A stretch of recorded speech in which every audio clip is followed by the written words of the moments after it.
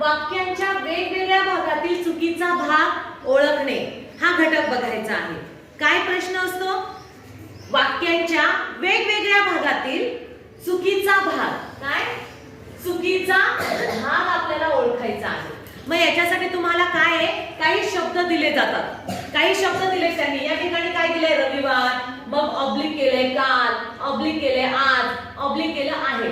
सर्वात अगोदर तुम्हाला काय करायचं की याचं वाक्य तयार करायचे, अर्थपूर्ण वाक्य। मग कशा प्रकारचं वाक्य?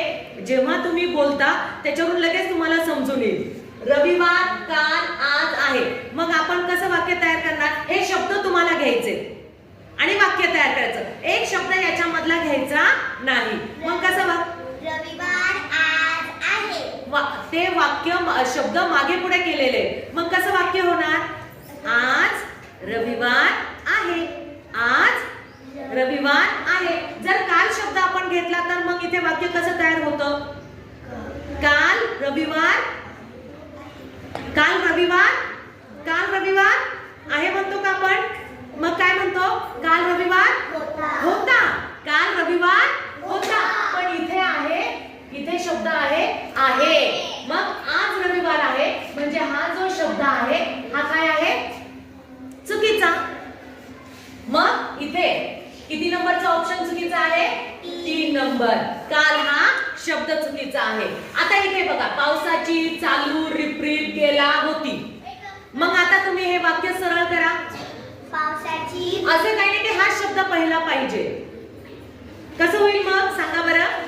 पावसाची चालू रिपरिप गेला होती, पावसाची रिपरिप चालू होती, पावसाची रिपरिप चालू होती। मग कोणता शब्द हा चुकीचा आलेला आहे? गेला। किती नंबरचा ऑप्शन आहे? 2। शाबास, समजलं तुम्हाला?